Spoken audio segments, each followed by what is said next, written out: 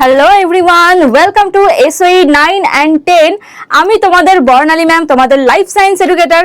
তো তোমাদের ক্লাস 9 দের জন্য এটা আমার প্রথম ক্লাস, আর এই প্রথম ক্লাসে আমি তোমাদের জন্য বেশ কিছু কথা বলতে চাই যে তোমরা যারা ক্লাস 9 এ পড়ো তাদের পুরো লাইফ সায়েন্স সিলেবাস কিন্তু এরপর আস্তে আস্তে আসতে চলেছে। আমরা আজকে তোমাদের যে প্রথম চ্যাপ্টারটা জীবন ও তার বৈচিত্র্য, এই চ্যাপ্টারটা কিন্তু আজকে আমরা পড়বো। এই চ্যাপ্টারে যে দুটো সাব টপিক রয়েছে, জীবনের মূল বৈশিষ্ট্য এবং জীববিদ্যা হলো জীবনের রীতি ও প্রক্রিয়া এবং তার বৈচিত্র্য অধ্যায়।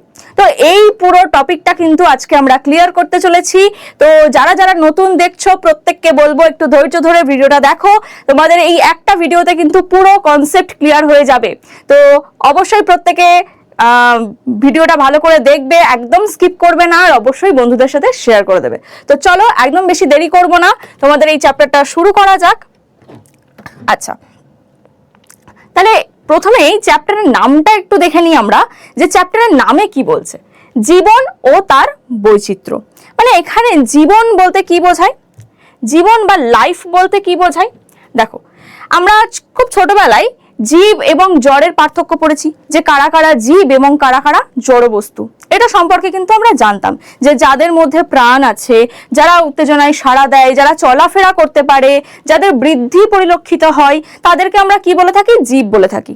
এবং যে সমস্ত বস্তু উত্তেজনায় সাড়া দেয় না, স্টিল একই জায়গাতে থাকে, তাদের কোনো পরিবর্তন হয় না, সেই সমস্ত বস্তুগুলোকে আমরা কি বলে থাকি, জড় পদার্থ। তাহলে এখানে আমরা লাইফ সম্পর্কে পড়বো বা জীব সম্পর্কে পড়বো। তো সেই জীব কি কি এক্সাক্ট বৈশিষ্ট্য তাদের মধ্যে দেখতে পাওয়া যায়, অ্যাকচুয়ালি কি কি থাকলে তাকে আমরা জীব বলতে পারি বা সেটাকে একটা জীবন বলতে পারি, তো সেই মূল বৈশিষ্ট্যগুলোই কিন্তু আমরা আগে একটু দেখে নেবো। তো এটা খুবই বেসিক একটা জায়গা, যেটা তোমরা প্রত্যেকেই জানো। তো এটাকে আরেকটু ভালোভাবে জানানোর চেষ্টা আমি করছি। চলো, তাহলে জীবন ও তার বৈচিত্র্য। চলো, প্রথম বলছি জীবনের প্রধান লক্ষণ বা ধর্ম। এখানে বেশ কয়েকটা ধর্ম রয়েছে, উদ্দীপনায় সাড়া দেওয়া, প্রোটোপ্লাজমীয় সংগঠন। তো এই সব কিছু বলার আগে একটা জিনিস বলবো, যে জীব তারাই হবে যাদের দেহ কোষ নিয়ে গঠিত হবে। ম্যাম, কোষ কি? কোষ সম্পর্কে তোমরা ক্লাস 8-এ কিছুটা হলেও পড়েছো, যে কোষ হচ্ছে এমন একটা ক্ষুদ্র আণুবীক্ষণিক জিনিস। আণুবীক্ষণিক কেন? কারণ এই কোষকে আমরা খালি চোখে কিন্তু দেখতে পাই না। কি জিনিস? এতটাই ছোট একটা আণুবীক্ষণিক জিনিস, যেটা ছাড়া কিন্তু কোনো জীবদেহ তৈরি হতে পারবে না। ইভেন আমাদের এই যে জীবদেহ দেখা যাচ্ছে, এই পুরো দেহটা গঠিত হয়েছে কিন্তু লক্ষ লক্ষ কোষ দিয়ে। তুমি স্কিনের এতটুকু জায়গা থেকে, যে কোনো জায়গা থেকে এতটুকু স্কিন তুলে নাও, তার মধ্যেও প্রচুর অজস্র কোষ দেখতে পাওয়া যাবে। তো কোষ হচ্ছে একদম সেই বিল্ডিং ব্লক, এইরকম গোলাকার একটা বস্তু, যার মধ্যে কি রয়েছে, একটা কোষ পর্দা রয়েছে। কি রয়েছে? কোষ পর্দা রয়েছে। আচ্ছা, ভেতরে একটা সেমি লিকুইড বা অর্ধতরল পদার্থ প্রেজেন্ট থাকে, একটা জেলির মতন সাবস্টেন্স প্রেজেন্ট থাকে। এই অর্ধতরল পদার্থটাকে কি বলা হচ্ছে? অর্ধতরল পদার্থটাকে বলা হয় সাইটোপ্লাজম। সাইটোপ্লাজম। আর এই সাইটোপ্লাজমের মধ্যে একটা ঘন দানাদার বস্তু থাকে। কি থাকে? এর মধ্যে রয়েছে একটা ঘন দানাদার বস্তু, এটাকে বলবো আমরা নিউক্লিয়াস। এটাকে বলছি নিউক্লিয়াস। এছাড়াও এই কোষের মধ্যে, এই যে সাইটোপ্লাজমের মধ্যে অসংখ্য কি রয়েছে, কোষ অঙ্গাণু রয়েছে, যেমন মাইটোকন্ড্রিয়া রয়েছে, গলগি বডি রয়েছে, অনেক কোষ অঙ্গাণু প্রেজেন্ট রয়েছে। তো এই কোষ কেন আমি বলছি কোষ, কারণ এই কোষ ছাড়া কিন্তু কোনো জীবন তৈরি হওয়া সম্ভব না। আর আজকে আমরা এখানে পড়ছি জীবন কি। তাহলে এই যে কোষ আমরা বললাম, দেখবে একটা বাড়ি তৈরি করতে যেমন একাধিক ইট লাগে, একটা বাড়ি কমপ্লিটলি তৈরি হয়ে যাওয়ার পর, ধর একটা বিল্ডিং তৈরি হয়েছে, কমপ্লিটলি তৈরি হয়ে গেছে, বাইরে থেকে প্লাস্টার করা হয়ে গেছে, রং করা হয়ে গেছে, তুমি বাইরে থেকে কি আর ইটগুলোকে দেখতে পাবে? কিন্তু বাড়িটা তৈরি হয়েছে কি দিয়ে? সেই ইটগুলো ধাপে ধাপে সাজিয়ে সাজিয়ে কিন্তু বাড়িটা তৈরি হয়েছে। ঠিক তেমন আমাদের যে জীব দেহ, যেটা যে কোনো জীব হোক না কেন, তার দেহটা কি নিয়ে গঠিত হয়েছে? এরকম এক বা একাধিক এক বা একাধিক কেন বলছি, এমন কিছু জীব রয়েছে যাদেরকে আমরা খালি চোখে দেখতে পাই না, তারা কিন্তু একটা মাত্র কোষ দিয়ে তৈরি, তাহলে তাদেরকে বলবো আমরা এককোষী জীব। যারা অনেকগুলো কোষ দিয়ে তৈরি, যেমন আমাদেরকে খালি চোখে তো দেখা যায়, তাই না, আমাদেরকে খালি চোখে দেখা যাচ্ছে, মানে আমরা কি বহুকোষী জীব, অনেকগুলো কোষ নিয়ে তৈরি হয়েছি আমরা, ঠিক আছে। তাহলে এই কোষ দিয়ে কিন্তু জীবদেহ তৈরি হয়। তাহলে যে কোনো জীব বা যে কোনো জীবন তার একক কি, তার একক হচ্ছে কোষ। তাহলে এবার এই যে জীবন তৈরি হলো, এই জীবনের বেশ কয়েকটা বেসিক জিনিস আমরা দেখে নিই। ফার্স্ট বলছে উদ্দীপনায় সাড়া দেওয়া। যাদের মধ্যে জীবন রয়েছে তারা কি করে, উদ্দীপনায় সাড়া দেয়। উদ্দীপনা কি ম্যাম, উদ্দীপনা বলতে কি বোঝাই সেটা আগে বলুন। উদ্দীপনা হচ্ছে, ধরো তুমি অনেকক্ষণ ধরে ফোন ঘাঁটছো, ঠিক আছে, খুব আরামসে, কোনো ব্যাপার নেই, পড়া ছুটি রয়েছে, আজকে টিউশন যাওনি, বাড়িতে ফোন ঘাঁটছো, বেশ 1 ঘন্টা হয়ে গেল, 2 ঘন্টা হয়ে গেল, এরপর ধরো তোমার মা আসবে, রিয়াকশনটা কি হবে তোমার? মা এসে ধরো বসিয়ে দিল দুঘা, এতক্ষণ ধরে ফোন ঘাঁটছিস, তো এই যে দুঘা বসিয়ে দিল, এটা কি বহিস্থ উদ্দীপনা, যেটা তোমার মধ্যে এলো। তাহলে এই উদ্দীপনার দরুন তুমি কি করবে, ফোনটা রেখে দেবে বা ভয় পাবে বা পড়তে বসবে মায়ের বকুনির পর। তাহলে মায়ের এই বকুনিটা ছিল কি, উদ্দীপনা, আর এই উদ্দীপনায় সাড়া দেওয়া কোনটা, এই যে তুমি ফোনটা রেখে পড়তে বসলে, ঠিক আছে। তো উদ্দীপনা হচ্ছে বাহ্যিক যে কোনো বস্তু যেটার বিরুদ্ধে জীব কোনো রকম রিয়্যাক্ট করে বা সেটাকে সাড়া দেয়। কেউ তোমাকে ডাকছে দূর থেকে, ঠিক আছে, কেউ তোমাকে ডাকলো, তাহলে তুমি সেটা শুনতে পাচ্ছ, তাহলে ওই ডাক বা শব্দটা, এই শব্দটা হচ্ছে একটা উদ্দীপনা, যেটা তোমার কানে প্রবেশ করছে এবং কান থেকে সোজা তোমার মস্তিষ্কে প্রবেশ করছে। সেই উদ্দীপনাটা পরিবাহিত হচ্ছে কোথায়, তোমার ব্রেনে, আর ব্রেনে পৌঁছানোর পর তুমি কি করছো, সেই উদ্দীপনার বিরুদ্ধে সাড়া প্রদান করছো, যে তোমাকে ডাকছে তুমি সাড়া দিচ্ছ, হ্যাঁ ঠিক আছে। তো এরকম যে কোনো উদ্দীপনায় সারা জীব কি করে, সাড়া দিতে পারে। এবার তোমরা বলবে ম্যাম উদ্ভিদও তো জীব, কিন্তু উদ্ভিদকে ডাকলে তো উদ্ভিদ সাড়া দেয় না, বা উদ্ভিদের টাচ করলে তো উদ্ভিদ কোনো সাড়া দেয় না। তো এই জিনিসটাও কিন্তু ক্লাস 10-এ উঠলে তোমরা পড়বে যে উদ্ভিদ জীব হলেও উদ্ভিদও কিন্তু উত্তেজনায় সাড়া দেয়। হ্যাঁ, তাদের উত্তেজনায় সাড়া দেওয়ার প্রক্রিয়াটা ভিন্ন ধরনের। আমরা যেমন মুখ দিয়ে সাড়া দিচ্ছি, হ্যাঁ কি বলছো বলো, উদ্ভিদ তো এভাবে সাড়া দেবে না।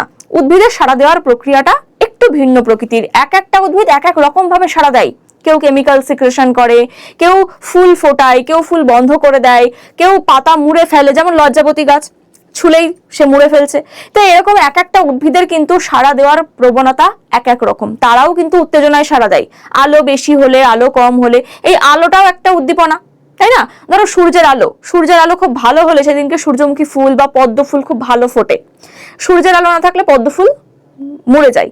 তাহলে এরা কি, আলোর জন্য কি হচ্ছে, এরা নিজেদের মুভমেন্ট চেঞ্জ করছে। তাহলে এটাও তো একটা সংবেদনশীলতা বা উত্তেজনায় সাড়া দেওয়া, কারণ বাইরের উদ্দীপনার উপর বেস করে সে সাড়া দিচ্ছে। বুঝতে পারলে? তাহলে যে কোনো জীব, সে উদ্ভিদ হোক, প্রাণী হোক, মানুষ হোক, যে কেউ হোক, সে উত্তেজনায় সাড়া দেয়। তাহলে জীবনের একটা বেসিক প্রপার্টিস কি, যে জীব উত্তেজনায় সাড়া দেয়। ক্লিয়ার হলো এই পয়েন্টটা? আচ্ছা, নেক্সট পয়েন্ট বলছে প্রোটোপ্লাজমীয় সংগঠন। প্রোটোপ্লাজম বলতে কি বোঝায়, এই যে বললাম প্রত্যেকটা জীব এক বা একাধিক কি নিয়ে গঠিত, কোষ নিয়ে গঠিত। আর এই কোষের মধ্যে কি থাকে, এই যে লিকুইড পদার্থটাকে বলি সাইটোপ্লাজম। সাইটোপ্লাজমের মধ্যে কি রয়েছে, নিউক্লিয়াস। তাহলে এই যে সাইটোপ্লাজম আর নিউক্লিয়াসকে একত্রে বলা হয় কি, প্রোটোপ্লাজম। একত্রে বলা হচ্ছে প্রোটোপ্লাজম। তাহলে যে কোনো জীব, তার মধ্যে যেহেতু কোষ রয়েছে, তার মধ্যে প্রোটোপ্লাজম রয়েছে। কারণ প্রোটোপ্লাজম না থাকলে এই কোষের মধ্যে যে যাবতীয় কাজ হয়, ধরো তোমার খিদে পেয়েছে, তুমি খাবার খেয়েছো, তোমরা খাবার খাও কেন, আমরা খাবার খাই কেন, এনার্জির জন্য, শক্তির জন্য, তাই তো। এই যে আমি কথা বলছি, হাঁটছি, চলছি, ফিরছি, বিভিন্ন কাজ করছি, এই কাজের জন্য আমার কি দরকার, এনার্জি দরকার বা শক্তি দরকার, তাই তো। তার শক্তিটা পেতে গেলে আমাকে কি করতে হবে, খাবার খেতে হবে। তা আমরা খাবার খাচ্ছি, তবে এই খাবার থেকে শক্তি তৈরিটা কে করছে, খাবার থেকে শক্তি তৈরি করছে আমাদের এই কোষের মধ্যে থাকা বিভিন্ন বস্তু, তারা কিন্তু খাবার থেকে শক্তিটা কনভার্ট করছে। এছাড়াও ধরো আদার্স কোনো বিপাক কার্য, যেমন ধরো উদ্ভিদের ক্ষেত্রে সালোক সংশ্লেষ, এই যে উদ্ভিদ কি করে, সূর্যের আলোটাকে নিচ্ছে, সূর্যের আলোটাকে অ্যাবজর্ব করে সে সেটাকে চেঞ্জ করে কিসে পরিণত করছে, খাদ্য বস্তুতে পরিণত করছে। তাহলে এই সমস্ত বিপাক কাজগুলো কোথায় হয়, কোষের মধ্যে হয়। এই যে প্রোটোপ্লাজম, এই প্রোটোপ্লাজমের মধ্যে হয়। তো যে কোনো জীব বলো, তার মধ্যে কোষ তো থাকবেই, আর কোষের সাথে সাথে এই প্রোটোপ্লাজমীয় সংগঠন কিন্তু দেখতে পাওয়া যাবে। এটাও একটা বেসিক প্রপার্টিজ অফ লাইফ। ঠিক আছে, জীবনের এটাও একটা বেসিক বৈশিষ্ট্য। এরপর বলছে বৃদ্ধি। বৃদ্ধি, যে কোনো জীব তার কিন্তু গ্রোথ বা বৃদ্ধি পরিলক্ষিত হবে, তাই না? যে কোনো জীব ধরো তার জন্ম হলো, সে জন্মের সময় যেমন রয়েছে শেষ পর্যন্ত কিন্তু তেমন থাকে না, তার কিন্তু দেহের মধ্যে অল্প অল্প গ্রোথ দেখতে পাওয়া যায়। এবার সেটা জীব ওয়াইজ ভ্যারি করে, কোনো কোনো জীবের ক্ষেত্রে কম বৃদ্ধি পরিলক্ষিত হয়, কারোর ক্ষেত্রে বেশি বৃদ্ধি পরিলক্ষিত হয়। এই যে তুমি ছোটবেলা থেকে আস্তে আস্তে বড় হচ্ছ, পরে পরিণত বয়স হবে, তারপর বয়স্ক হবে, তো এই যে জিনিসগুলো এগুলো কি বৃদ্ধির দরুন হচ্ছে। এই যে চেঞ্জেস গুলো কিসের জন্য হচ্ছে? বৃদ্ধির জন্য। তো যে কোনো জীব, সেটা উদ্ভিদ হোক প্রাণী হোক, যে কোনো জীব তার কিন্তু বৃদ্ধি পরিলক্ষিত হয়। নেক্সট বিপাক। বিপাক বা মেটাবলিজম বলতে কি বোঝায়? দেখো, বিপাক বা মেটাবলিজম বলতে বোঝায় যে যে রাসায়নিক বিক্রিয়ার ফলে দেহের ওজন, কেমন ওজন? শুষ্ক ওজন হ্রাস পায় বা বৃদ্ধি পায়। ম্যাম শুষ্ক ওজন কি? আচ্ছা, আমাদের দেহে কি রয়েছে? আমাদের দেহে কিন্তু অনেক লিকুইড পদার্থ রয়েছে, জল রয়েছে, ব্লাড রয়েছে, রক্ত রয়েছে, কোষের মধ্যে এই যে প্রোটোপ্লাজম রয়েছে, এগুলো এক ধরনের লিকুইড। তো সমস্ত লিকুইড গুলোকে বাদ দিয়ে আমাদের দেহের মধ্যে যে বিভিন্ন অঙ্গ প্রত্যঙ্গ রয়েছে সেগুলোর যে ওজন, ড্রাই ওয়েট, এটাকে বলা হয় শুষ্ক ওজন বা ড্রাই ওয়েট। তো এইগুলোর ওজন বৃদ্ধি পাওয়া বা হ্রাস পাওয়া, এগুলো কেন হয়? এগুলো বিপাক কার্যের জন্য হয়। কি কি বিপাক আমাদের বডিতে হয়? দেখো, এক হচ্ছে খাদ্য পরিপাক হয়। খাদ্য পরিপাক হয়, তুমি যে খাবারটা খাচ্ছ সেই খাবারটা ডাইজেস্ট হচ্ছে তোমার মধ্যে, খাবারটা কি হয়? ভাঙে। খাবারটা ভেঙে তার মধ্যে থাকা প্রয়োজনীয় বস্তুগুলো আমাদের শরীরে অ্যাবজর্ব হয়, যেগুলো অপ্রয়োজনীয় বস্তু সেগুলো আমাদের দেহ থেকে বাইরে বেরিয়ে যায়। এরপর কি হচ্ছে? রেচন। রেচন কার্য। রেচনটা কি? আমাদের রক্তের মধ্যে যত প্রয়োজনীয় বস্তুগুলো রয়েছে সেগুলো আমাদের বডিতে থাকবে, এবং যত দূষিত পদার্থ, আমাদের যে খাবারগুলো খাচ্ছি তার মধ্যে সবটা তো যে আমাদের দেহের জন্য প্রয়োজনীয় বা সবটা যে ভালো আমাদের দেহের জন্য তা তো নয়। অনেক ওয়েস্ট মেটেরিয়াল বা দূষিত পদার্থ কিন্তু আমাদের বডিতে তৈরি হয়। তো সেই দূষিত বস্তুগুলোকে কি করতে হয়? দেহের বাইরে বের করে দিতে হবে। তাহলে সেই দূষিত বস্তুগুলোকে রক্ত থেকে ছেঁকে বার করে মূত্র উৎপাদনের মাধ্যমে মূত্র দেহের বাইরে বের করে দেওয়ার যে পদ্ধতি, সেটাকে বলা হয় রেচন। তাহলে এটাও কিন্তু এক ধরনের বিপাক কার্য। উদ্ভিদের ক্ষেত্রে সালোক সংশ্লেষ, এটা এক ধরনের বিপাক। ঠিক আছে, উদ্ভিদের ক্ষেত্রে সালোক সংশ্লেষ। সালোক সংশ্লেষ কাকে বলা হয়? যে প্রক্রিয়ায় উদ্ভিদের কি করছে? উদ্ভিদ বাইরে থেকে সূর্যের আলো গ্রহণ করছে, সেই সৌরশক্তিকে কাজে লাগিয়ে উদ্ভিদের পাতার কোষে থাকে বেশ কিছু ক্লোরোফিল রঞ্জক। তো পাতার কোষে এরকম বেশ কিছু কোষ রয়েছে তার পাতার কোষের মধ্যে। তো পাতার কোষের মধ্যে আরেক ধরনের রঞ্জক পদার্থ প্রেজেন্ট, যেটাকে বলা হয় ক্লোরোফিল। তো এই ক্লোরোফিল কি করছে? সূর্যের আলোকে গ্রহণ করে সেটাকে একটা প্রসেস করে কি তৈরি করছে? খাদ্য উৎপাদন করছে। তাহলে এই খাদ্য যখন উদ্ভিদ তৈরি করছে তার ওয়েট বা ড্রাই ওয়েট বা শুষ্ক ওজন কি বৃদ্ধি পাচ্ছে। তাহলে এটাও এক ধরনের বিপাক। আর এক ধরনের বিপাক হচ্ছে কি? শ্বসন। এই যে আমরা খাবারটা খাচ্ছি, খাবার পরিপাক হলো, পরিপাকলব্ধ খাবার আমাদের কোষের মধ্যে প্রবেশ করছে খাবার, কারণ আমাদের মাথা থেকে পা পর্যন্ত যত কোষ রয়েছে সব কোষে কিন্তু আমরা যে খাবারটা খাচ্ছি সেটা কিন্তু পৌঁছে যায়। তো প্রত্যেকটা কোষে যখন খাবার পৌঁছায় সেই খাবারটাকে কোষ কি করবে? শক্তিতে কনভার্ট করবে। তাহলে খাবার থেকে শক্তি কনভার্ট করার সময় সেখানে প্রচুর পরিমাণে কার্বন ডাই অক্সাইড উৎপন্ন হয়। ঠিক আছে, আর খাবারটাকে ভাঙার জন্য প্রয়োজন অক্সিজেনের, যার জন্য কিন্তু আমরা নিঃশ্বাস প্রশ্বাস নিয়ে থাকি। যখন আমরা প্রশ্বাস নিচ্ছি মানে বাইরে থেকে অক্সিজেন গ্রহণ করছি, আর যখন কি করছি? নিঃশ্বাস ত্যাগ করছি, তখন কার্বন ডাই অক্সাইড বেরিয়ে যাচ্ছে। অ্যাকচুয়ালি কি হয়? আমরা যে অক্সিজেনটা গ্রহণ করছি বাতাস থেকে, সেই অক্সিজেন কোথায় চলে যাচ্ছে? কোষে চলে যাচ্ছে, এবং সেই অক্সিজেন কোষের খাদ্য বস্তুটাকে ভেঙে দিয়ে সেখান থেকে কার্বন ডাই অক্সাইড তৈরি করছে, আর যেটা প্রয়োজন এনার্জি, সেই এনার্জি তৈরি করছে। তাহলে সেই এনার্জি বা শক্তির দরুন আমরা কাজকর্ম করতে পারছি। আর এই কার্বন ডাই অক্সাইড যেটা তৈরি হলো এটা আমাদের শরীরে দরকার নেই, তাই এটাকে আমরা নিঃশ্বাসের মাধ্যমে দেহের বাইরে বের করে দিই। ঠিক আছে, তাহলে এই প্রক্রিয়াটাকে বলা হচ্ছে শ্বসন। তাহলে শ্বসন প্রক্রিয়ায় কি হলো? শক্তি তৈরি হলো আর কার্বন ডাই অক্সাইড তৈরি হলো। তাহলে খাবারটা ভেঙে কার্বন ডাই অক্সাইড বেরিয়ে গেল, তার মানে আমাদের ওয়েট হ্রাস পেল। এনার্জি যেটা, সেটাও আমরা এই যে কাজকর্ম করছি এনার্জি ক্ষয় হচ্ছে, এই যে আমি কথা বলছি এনার্জি ক্ষয় হচ্ছে, তাহলে এনার্জি কিন্তু আস্তে আস্তে রিলিজ হয়ে যাচ্ছে, বেরিয়ে যাচ্ছে। তাহলে শ্বসনের ফলে কি হয়? আমাদের শুষ্ক ওজন হ্রাস পায় বা কমে যায়। তাহলে এইগুলো হচ্ছে সব বিপাক কার্য।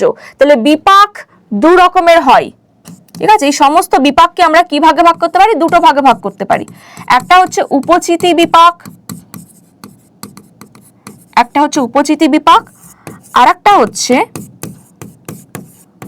অপচিতি বিপাক। ঠিক আছে, এই সমস্ত বিপাকগুলো এগুলো তো এক্সাম্পল। তো উপচিতি আর অপচিতি বিপাক বলতে কি বোঝায়? যে বিপাক ক্রিয়ায় দেহের মানে জীব দেহের শুষ্ক ওজন বৃদ্ধি পাবে। আমি শুধু এইটুকু লিখলাম, জীবের শুষ্ক ওজন বৃদ্ধি পায়, জীবের শুষ্ক ওজন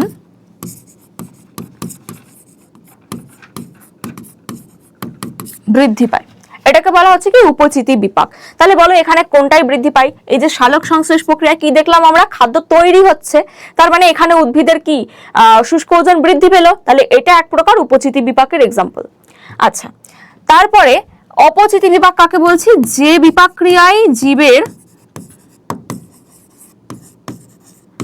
শুষ্ক ওজন হ্রাস পায়। কোনটায় হ্রাস পায়? শ্বসনে। শ্বসনে কি দেখলাম? খাদ্য ভেঙে গিয়ে কার্বন ডাই অক্সাইড বেরিয়ে যাচ্ছে, এনার্জি বেরিয়ে যাচ্ছে, তার মানে কি ওজন হ্রাস পায়। তাহলে শ্বসন। রেচনের ক্ষেত্রেও কি হচ্ছে? রক্তের থেকে দূষিত পদার্থগুলো দেহের বাইরে মূত্র হিসেবে নির্গত হয়ে যাচ্ছে। তাহলে এগুলোর ক্ষেত্রে কি? এগুলোর ক্ষেত্রে জীবের শুষ্ক ওজন হ্রাস পাচ্ছে, তাহলে এটাকে আমরা কি বলবো? অপচিতি বিপাক বলবো। বোঝা গেছে তাহলে বিপাক কি জিনিস? আচ্ছা, তাহলে এই সমস্ত জীবন যাদের রয়েছে, জীব, সমস্ত জীবেদের ক্ষেত্রে এই বিপাক কার্য কিন্তু পরিলক্ষিত হয়, এটা হতেই হবে। নেক্সট, চলন ও গমন। চলন গমন বলতে কি বোঝায়? চলন মানে হচ্ছে মুভমেন্ট, মানে একই জায়গায় দাঁড়িয়ে থেকে অঙ্গ প্রত্যঙ্গের সঞ্চালন। এই ধরো স্টিল আমি এক জায়গায় দাঁড়িয়ে আছি, আমি হাত পা নাড়াচ্ছি, এটাকে কি বলা হচ্ছে? চলন বা মুভমেন্ট। আর গমন বলতে কি বোঝায়? গমন বা লোকোমোশন, যে এক জায়গা থেকে অন্য জায়গায় স্থান পরিবর্তন, যেখানে জীবের এক জায়গা থেকে অন্য জায়গায় স্থান পরিবর্তন হচ্ছে, সেটাকে আমরা বলে থাকি গমন। তাহলে জীবের মধ্যে চলনও দেখতে পাওয়া যায়, গমনও দেখতে পাওয়া যায়। এই যে উদ্ভিদ, উদ্ভিদের ক্ষেত্রে কি কি দেখতে পাওয়া যায়? চলন দেখতে পাওয়া যায়। উদ্ভিদ কি গমন করে? বেশ কিছু নিম্নমানের উদ্ভিদ ছাড়া ম্যাক্সিমাম উদ্ভিদ কিন্তু গমন করতে পারে না, তাই না? তাহলে দেখতাম আমরা আশেপাশে উদ্ভিদ হেঁটে বেড়াচ্ছে, সেটা তো হেঁটে বেড়ায় না। তো উদ্ভিদ কিন্তু শুধুমাত্র চলন করতে পারে, তার যে ডালপালা, শাখা প্রশাখা, এগুলোর বৃদ্ধি করে, এক জায়গা থেকে অন্য জায়গায় শাখা প্রশাখা বৃদ্ধি পায়, আলোর দিকে বৃদ্ধি পাচ্ছে, কিন্তু গাছটা কিন্তু একই জায়গায় স্টিল দাঁড়িয়ে আছে। তাহলে এটা কি বলছি? চলন। আর গমন কাদের দেখতে পাওয়া যায়? ম্যাক্সিমাম যত প্রাণী রয়েছে সব প্রাণীরাই গমন করতে পারে, মানে এক জায়গা থেকে অন্য জায়গায় চলাফেরা করতে পারে। তাহলে জীব মাত্রই তাদের চলন গমন কিন্তু পরিলক্ষিত হবে। নেক্সট, প্রজননে, এটা অক্ষম দিয়ে, যেটা সক্ষম হবে, প্রজননে সক্ষম। জীব প্রজননে সক্ষম হয়। প্রজনন মানে জনন কার্য, যে প্রক্রিয়ায় জীব নিজের মতন আরো জীব সৃষ্টি করতে পারে। ধরো একটা উদ্ভিদ থেকে কি, উদ্ভিদের যে ফুল তৈরি হলো, ফুল থেকে যে ফল তৈরি হয়, ফল থেকে বীজ, সেই বীজটা যখন আমরা ফেলে দিচ্ছি, সেই বীজ থেকে আবারও আগের মতন আর একটা উদ্ভিদ তৈরি হচ্ছে। তাহলে এটা কি হলো? এটা প্রজনন কার্য হলো। বা যে কোনো প্রাণী বলো, মানুষ, গরু, ছাগল, যত প্রাণী রয়েছে সব প্রাণীরাই কি করতে পারে? জনন কার্য করতে পারে এবং তাদের মতন হুবহু সন্তান বা অপত্য জীব সৃষ্টি করতে পারে। তাহলে যে কোনো জীব কি করতে পারে? প্রজনন ক্রিয়ায় সক্ষম। আচ্ছা, আর লাস্ট হচ্ছে জীবন চক্র। যেহেতু জীবের বৃদ্ধি পরিলক্ষিত হয়, তার জন্ম থেকে মৃত্যু পর্যন্ত যে যে কাজগুলো, যে যে পরিবর্তনগুলো পরিলক্ষিত হয়, এই টোটালটাকে বলা হচ্ছে কি? জীবের জীবন চক্র।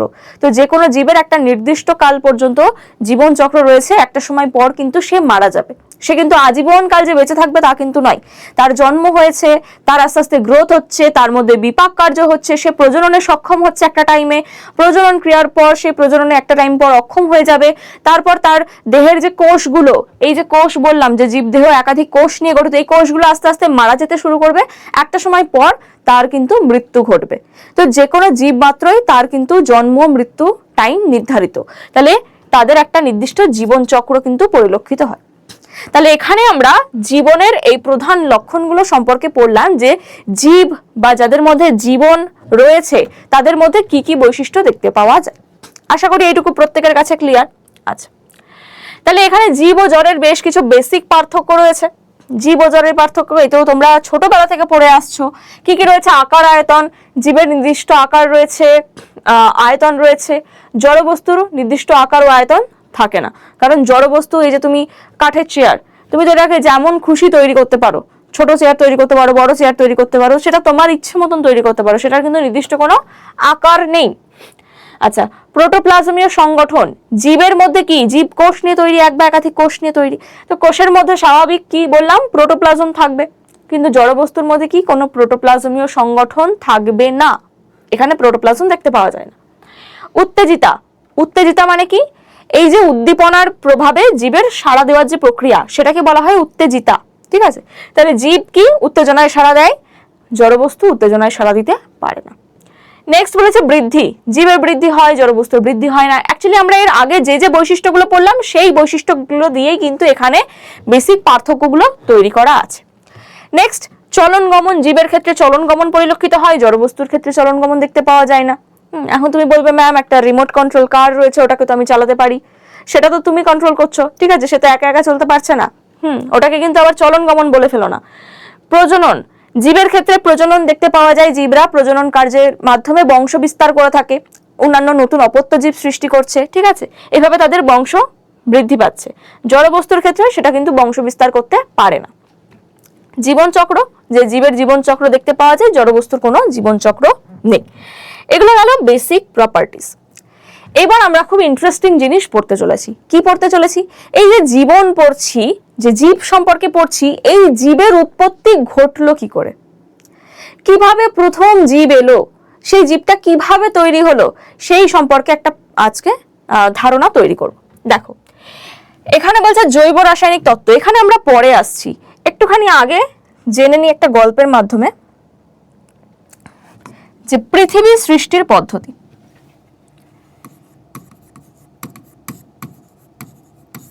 পৃথিবী সৃষ্টির পদ্ধতি। আচ্ছা, জীব আসার আগে জীব কোথায় এসছে, পৃথিবীতে এসছে, তাহলে পৃথিবী কিভাবে সৃষ্টি হলো। দেখো আমাদের এই যে মহাবিশ্ব বা ইউনিভার্স, এই ইউনিভার্সের মধ্যে কি ছিল, প্রচুর গ্রহ নক্ষত্রপুঞ্জ একসাথে, মানে বড় বড় নক্ষত্রপুঞ্জ কিন্তু তার মধ্যে প্রেজেন্ট ছিল, যাদের মধ্যে কি হয়েছে, মহাজাগতিক বিস্ফোরণ বা বিগ ব্যাং হয়েছে, একটা মহাবিস্ফোরণ হয়েছে। সেই মহাবিস্ফোরণের ফলে কি হলো, ওই যে নক্ষত্রপুঞ্জ যার মধ্যে প্রচুর কিছু রয়েছিল, অনেক বড় নক্ষত্রপুঞ্জ, সেটা কি হয়ে গেল, ব্লাস্ট হলো। বিগ ব্যাং বা বিস্ফোরণ হলে কি হবে, তার মধ্যে থাকা যত পার্টিকেল বা কণাগুলো চারিদিকে ছড়িয়ে যাবে। তো চারিদিকে যখন ছড়িয়ে গেল, সেখানে প্রচুর আলাদা আলাদা নেবিউলা ফরমেশন হলো। কি তৈরি হলো, নেবিউলা তৈরি হলো। এরকম এক একটা নেবিউলার মধ্যে প্রায় কি হয়েছে, আবার বিস্ফোরণ হয়েছে। তো বিস্ফোরণ হওয়ার পর কি তৈরি হয়েছে, আমাদের এই সৌরজগৎ তৈরি হয়েছে, যেখানে এক একটা নেবিউলার মধ্যেও ধরো সেখানে প্রচুর নক্ষত্রপুঞ্জ ছিল, অনেক গ্রহপুঞ্জ ছিল। এটা তোমরা যখন আরো উঁচু ক্লাসে পড়বে আরো ডিটেলে পড়বে। এখন জাস্ট একটা নর্মাল ওয়েতে বলছি যে ধরো এরকম একটা নক্ষত্রপুঞ্জ ছিল, যার মধ্যে কি হলো, মহাজাগতিক বিস্ফোরণ, মহাজাগতিক বিস্ফোরণ হয়েছে। তাহলে বিস্ফোরণ হলে কি হবে, এর মধ্যে থাকা সমস্ত বস্তুগুলো আস্তে আস্তে চারিদিকে এরকম ছড়িয়ে যাবে, ছিটকে যাবে। তাহলে এখান থেকে কি তৈরি হলো, সৌরজগৎ তৈরি হলো, যার মধ্যে সব থেকে বড় যেটা ছিল সেটা কি হলো, একদম মিডিলে চলে এলো, সূর্য। আর এই সূর্যের আশেপাশে যে ছোট ছোট গ্রহগুলো রয়েছে, এগুলো কি হচ্ছে, দেখো সূর্য সব থেকে বড়, তার ভর সব থেকে বেশি। তো সূর্য কি করে, এর আশেপাশের পার্টিকেলগুলোকে নিজের দিকে আকর্ষণ করে। আর এই গ্রহগুলো এই যে বিস্ফোরণের ফলে চারিদিকে ছিটকে যাওয়ার একটা প্রবণতা তৈরি হয়। তো এদিকে একটা টান অনুভব করছে, আবার ওগুলো ছিটকে যাওয়ার একটা প্রবণতা তৈরি হচ্ছে। তো দুদিক থেকে টানটা সমান হওয়ার দরুন এরা না তো ছিটকে যেতে পারে, না তো সূর্যের কাছে চলে আসতে পারে। তো এরা কি করে, সূর্যের পাশে একটা নির্দিষ্ট কক্ষপথ অনুযায়ী চারপাশে ঘুরতে থাকে। তাহলে কেমন তৈরি হলো সৌরজগৎ, এই বিস্ফোরণের ফলে ধরো মিডিলে এরকম সূর্য তৈরি হলো, আর সূর্যের আশেপাশে বিভিন্ন গ্রহগুলো নির্দিষ্ট কক্ষপথে ঘুরতে থাকলো। তো এ ধরো এই কক্ষপথ অনুযায়ী ঘুরবে, এই কক্ষপথ অনুযায়ী ঘুরবে। তো প্রত্যেকের ভর যেহেতু আলাদা, তো প্রত্যেকের ভর অনুযায়ী প্রত্যেকে কিন্তু একটা ডিস্টেন্স মেনটেন করছে। সূর্য কি করছে, প্রত্যেকটা গ্রহকে নিজের দিকে টেনে রেখেছে। আর এগুলোর যে ঘূর্ণন হচ্ছে, ঘূর্ণনের ফলে দেখবে যে কোনো জিনিস তুমি ঘোরাবে, হাতে একটা দড়ি দিয়ে ঘোরাবে, দেখবে সেটা কি বাইরের দিকে ছিটকে যাবে। দড়িটা যদি ফট করে তুমি ছেড়ে দাও, বাইরে ছিটকে চলে যাবে। তাহলে ঘূর্ণনের ফলে তার বাইরের দিকে ছিটকে যাওয়ার একটা টান তৈরি হয়। তো এর ফলে কি হচ্ছে, এদিকে ভেতরে একটা টান, বাইরে একটা টান, দুটো টান সমান হয় বলে এ কি করছে, একদম নির্দিষ্ট জায়গা দিয়ে ঘুরতে থাকে। তো এইভাবে আমাদের সৌরজগৎ তৈরি হলো। তাহলে সৌরজগতের মধ্যে আমাদের পৃথিবী একটা গ্রহ, যার মধ্যে কি তৈরি হবে, প্রাণ তৈরি হবে। দেখো, যখন সৌরজগৎ তৈরি হয়েছে তখন কিন্তু পৃথিবীতে কোনো প্রাণ ছিল না। পৃথিবী কেমন ছিল? পৃথিবী ছিল একটা আগ্নেয় গোলা। ওর মধ্যে কি ছিল, হাজারো কি ওই ভলক্যানো বা আগ্নেয়গিরি প্রেজেন্ট ছিল, যেখান থেকে অগ্নুৎপাত হতো। কোনো লাইফ বা প্রাণের উপস্থিতি কিন্তু পৃথিবীতে ছিল না। তাহলে কিভাবে পৃথিবীতে প্রাণের উৎপত্তি হলো? এই ধরো পৃথিবী, পৃথিবী, তো এখানে কি রয়েছে, প্রচুর কি বললাম, আগ্নেয়গিরি রয়েছে। ধরো এরকম আগ্নেয়গিরি রয়েছে, এখান থেকে কি হচ্ছে, অগ্নুৎপাত হচ্ছে। কারণ এর বিভিন্ন কানেকশন পৃথিবীর ভেতরে, এই যে একদম পৃথিবীর ভেতরটাই কি রয়েছে বলতো, উত্তপ্ত তরল লাভা, ম্যাগমা, যেগুলো উত্তপ্ত আগুনের মতন, এগুলো কিন্তু প্রেজেন্ট রয়েছে। আর এগুলো ভেতরে পাইপলাইনের মাধ্যমে এরকম বিভিন্ন কানেকশন থাকে, যেগুলো এর ওপর থেকে কি মাঝে মাঝেই নির্গত হয়।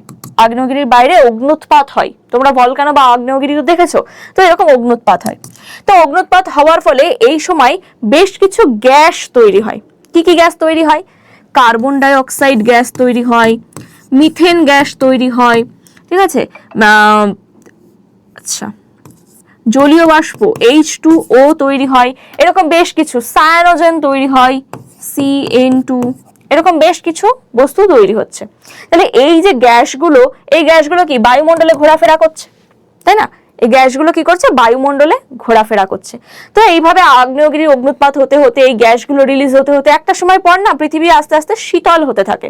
আর এই যে গ্যাসগুলো বাইরে রিলিজ হলো, তো বাইরে একটা বায়ুমণ্ডল তৈরি হলো, যেখানে কি রয়েছে, বেশ কিছু বায়ু বা এরকম গ্যাস রয়েছে। এই গ্যাসগুলো আবার কি করছে, নিজেদের মধ্যে রাসায়নিক বিক্রিয়া করছে, ঠিক আছে, নিজেদের মধ্যে রাসায়নিক বিক্রিয়া করছে। কিভাবে? ধরো সূর্যের আলো তো পৃথিবীর ওপর পড়ছে, সৌরজগৎ তৈরি হয়ে গেছে মানে সূর্যের আলো পৃথিবীর ওপর পড়ছে।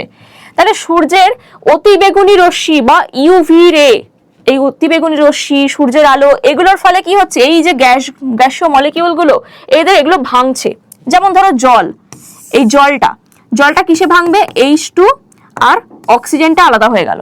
এইভাবে কার্বন ডাই অক্সাইড ভাঙছে, মিথেন ভাঙছে, এগুলো ভেঙে ভেঙে কি তৈরি হবে, এই যে হাইড্রোজেন, এটা হালকা উদ্বায়ী পদার্থ, তাই ওপরের দিকে উঠে যাবে, ঠিক আছে, বায়ুমণ্ডলের ওপরের স্তরে কি হচ্ছে, হাইড্রোজেন গুলো জমা হচ্ছে।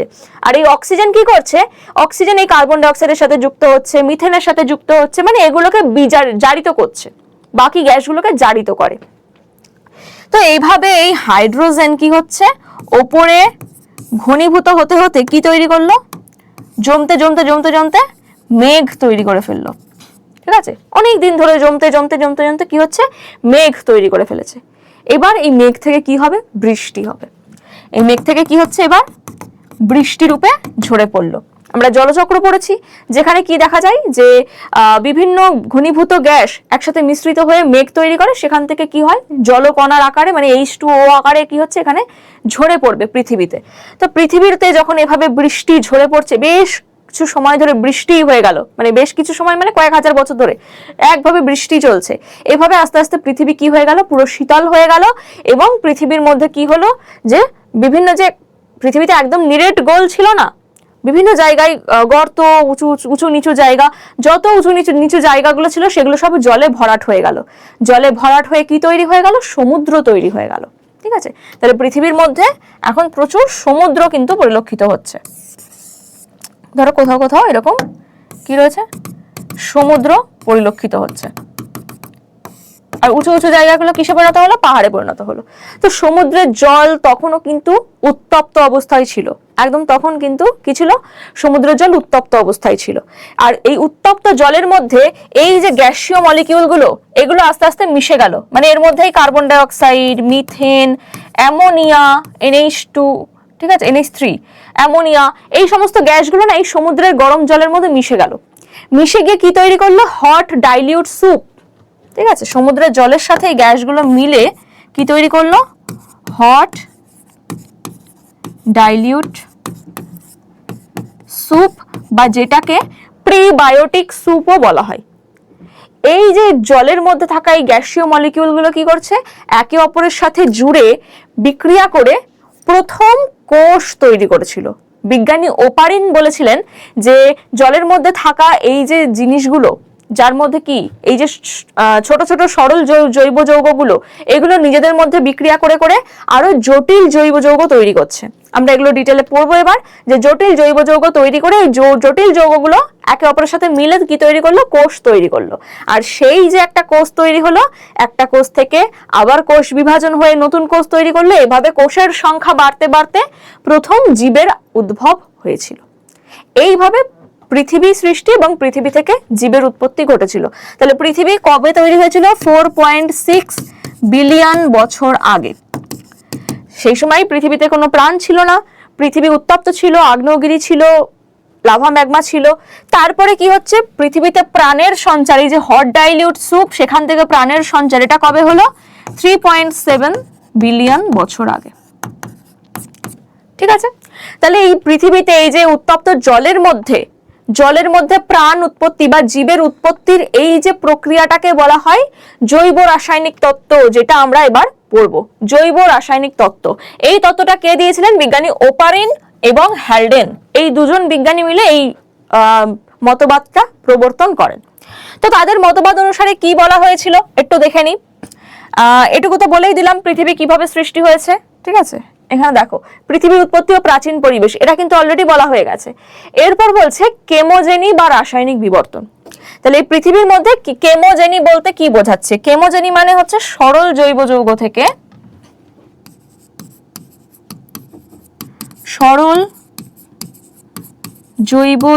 থেকে জটিল জৈব যৌগের উৎপত্তি। জটিল জৈব যৌগের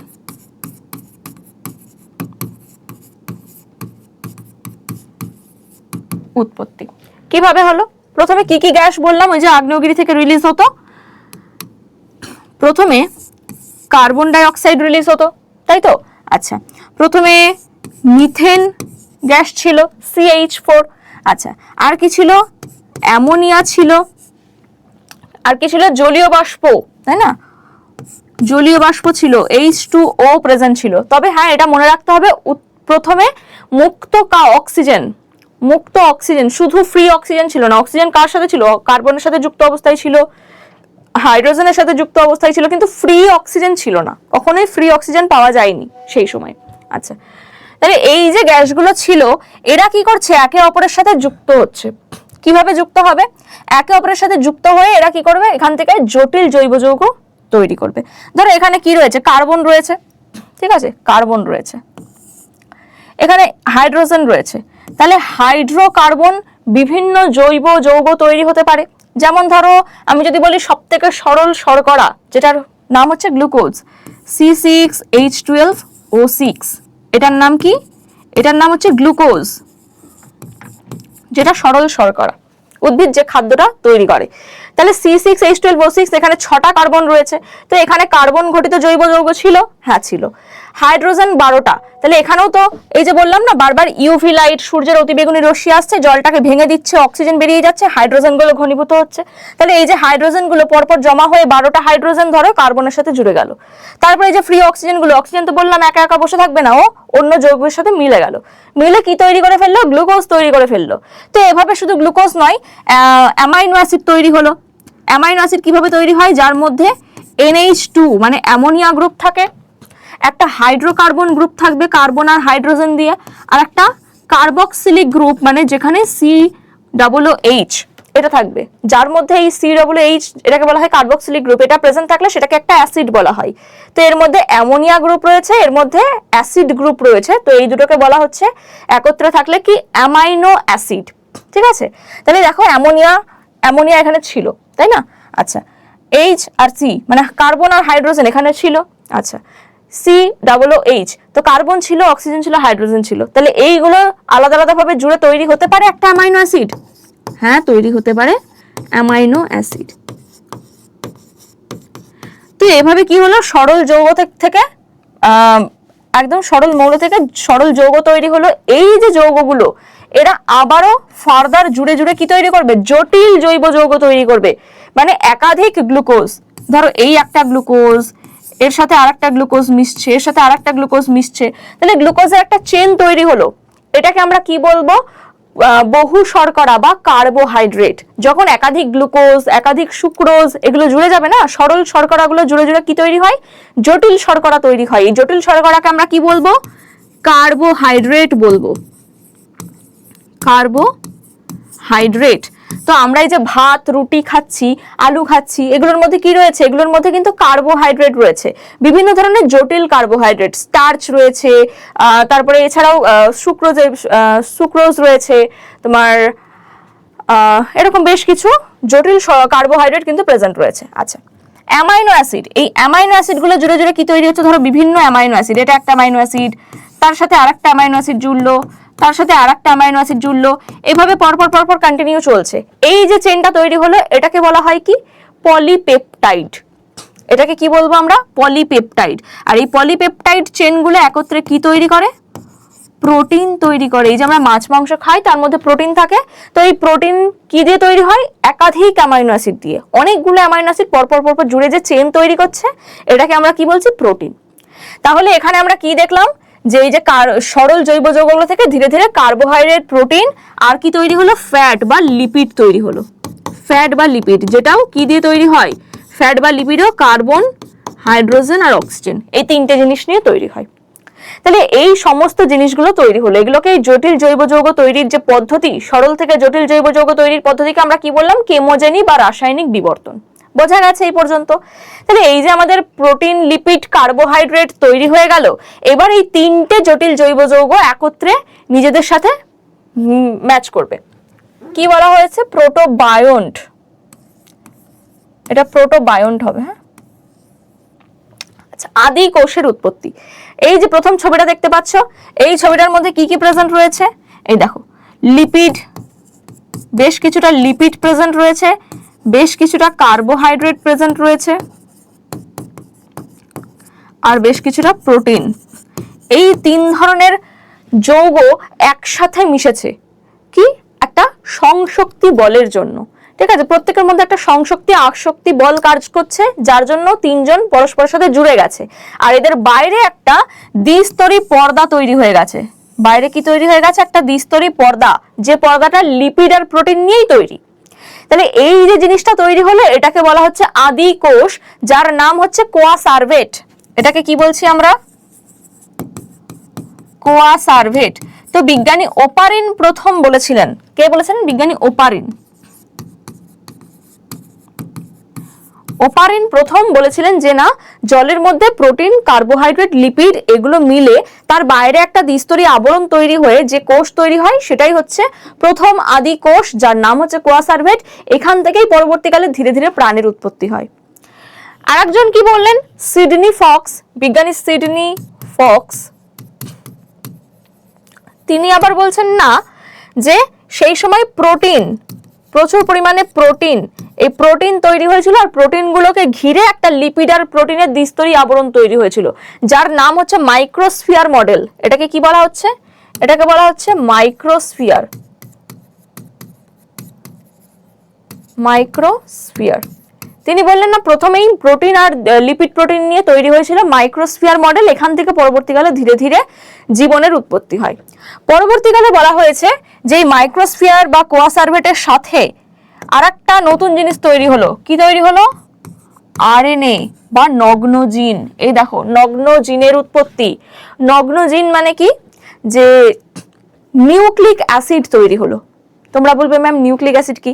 দেখো, আমাদের যে কোষগুলো রয়েছে না, আমাদের কোষের মধ্যে যে বললাম নিউক্লিয়াস রয়েছে, তো এই নিউক্লিয়াসের মধ্যে জিন বা জেনেটিক বস্তু থাকে। এই যে মা বাবার থেকে কিছু বৈশিষ্ট্য আমাদের মধ্যে আসছে, আমাদের বৈশিষ্ট্য আবার আমাদের পরবর্তী সন্তানদের মধ্যে যাবে। এই বৈশিষ্ট্যগুলো মানে এই যে জীবের যে বৈশিষ্ট্য, যে মানুষের বাচ্চা মানুষের মতনই হচ্ছে। কেন হচ্ছে? কারণ তারও দুটো হাত, দুটো পা আছে, একটা মাথা আছে, তার সন্তানেরও তাই হচ্ছে। কারণ এই যে বৈশিষ্ট্যগুলো বহন করছে জিন, যেগুলো আমাদের কোষের নিউক্লিয়াসে থাকে। তো জিন কে কে বহন করছে? ডিএনএ আর আরএনএ। ডিএনএ আর আরএনএ এই দুটোকে বলা হয় নিউক্লিক অ্যাসিড। তো একদম শুরুতে কোষের মধ্যে নিউক্লিক অ্যাসিড ছিল না, পরবর্তীকালে কি হলো, এই নিউক্লিক অ্যাসিড তৈরি হলো। প্রথম নিউক্লিক অ্যাসিড কি তৈরি হয়েছিল, আরএনএ, রাইবো নিউক্লিক অ্যাসিড তৈরি হয়েছিল। আরএনএ কি দিয়ে তৈরি হয়, আরএনএ এর মধ্যে রাইবোজ শর্করা থাকে, কি থাকে, রাইবোজ শর্করা প্রেজেন্ট থাকে। তার মানে কার্বোহাইড্রেটটা আগে তৈরি হয়ে গেছিল, আমরা দেখেছি, তাহলে সেই কার্বোহাইড্রেট এখানে এলো, রাইবোজ শর্করা। তার সাথে যুক্ত হয় বেশ কিছু নাইট্রোজেন বেস, মানে নাইট্রোজেন ক্ষারক। তো নাইট্রোজেন তো আগে ছিল অ্যামাইনো অ্যাসিডের মধ্যে, অ্যামাইনো গ্রুপ মানে এন ছিল, নাইট্রোজেন ছিল, তাহলে সেখান থেকে কি নাইট্রোজেন বেস তৈরি হতে পারে। আচ্ছা, তার সাথে যুক্ত হবে কি ফসফেট গ্রুপ, ঠিক আছে, PO4, এই ফসফেট গ্রুপ তৈরি হলো। তৈরি হওয়ার পর এই তিনটে মিলে তৈরি করে ফেললো কি রাইবোনিউক্লিক অ্যাসিড। এই তিনটেকে বলা হয় রাইবোনিউক্লিওটাইড। তো একাধিক এরকম তিনটে পেয়ার যুক্ত হয়ে কি তৈরি করছে, রাইবোনিউক্লিক অ্যাসিড তৈরি করছে, যেটাকে আমরা কি বলছি আরএনএ, নগ্ন জিন। আর এই আরএনএ কিন্তু স্বপ্রজননশীল, মানে একটা আরএনএ থেকে আবার আরএনএ তৈরি হতে পারে, আবার সেই আরএনএ থেকে আবার আরএনএ তৈরি হতে পারে। তো এইভাবে কি হচ্ছে, একাধিক আরএনএ তৈরি হচ্ছে। তাহলে এইটাকে আমরা কি বলছি, নগ্ন জিন। তো এই আরএনএ এই কোয়াসার্ভেট বা মাইক্রোস্ফিয়ারের সাথে যুক্ত হয়ে প্রথম প্রপার কোষ তৈরি করেছিল, যে কোষটা কি স্বপ্রজননশীল, মানে নিজে থেকে নিজে বিভাজন করতে পারে, একটা থেকে একাধিক কোষ তৈরি হতে পারে। সেটাকে আমরা কি বলেছি, সেটাকে বলছি প্রোটোবায়ন্ট। সেটাকে আমরা কি বললাম, প্রোটোবায়ন্ট। বোঝা গেল? তো এইভাবে সমুদ্রের উত্তপ্ত তরলের মধ্যে, যেটাকে হট ডাইলিউট স্যুপ বলছি, হট ডাইলিউট স্যুপের মধ্যে এই প্রোটোবায়ন্টের সৃষ্টি হলো। এরপরে কি হচ্ছে, বায়োজেনি বা জীবনের উৎপত্তি। এই প্রোটোবায়ন্ট গুলোই আস্তে আস্তে নিজেদের মধ্যে আরেকটু মডিফিকেশন করছে, ধীরে ধীরে আরেকটু উন্নত হচ্ছে। এই আরএনএ থেকেই আস্তে আস্তে কি তৈরি হলো, আরএনএ এর যে রাইবোজ শর্করা ছিল, এই রাইবোজ শর্করার থেকে অক্সিজেন বেরিয়ে গেলে সেটাকে বলা হয় ডিঅক্সিরাইবোজ শর্করা, ঠিক আছে। পুরো হুবহু সেম থাকবে, শুধু কি একটা অক্সিজেন বেরিয়ে যাবে। তো এই অক্সিজেন বেরিয়ে গেলে সেটা হয়ে গেল ডিঅক্সিরাইবোজ শর্করা। এই ডিঅক্সিরাইবোজ শর্করা দিয়ে তৈরি কি হচ্ছে, ডিএনএ তৈরি হচ্ছে। তারপরে আরএনএ থেকে ডিএনএ তৈরি হলো। এইবার এই প্রোটোবায়ন্ট সেলগুলো থেকে ধীরে ধীরে কি তৈরি হলো, প্রথমে বেশ কিছু ব্যাকটেরিয়া সেল বা প্রোক্যারিওটিক কোষের উৎপত্তি ঘটে, কিছু ব্যাকটেরিয়া সেল তৈরি হলো।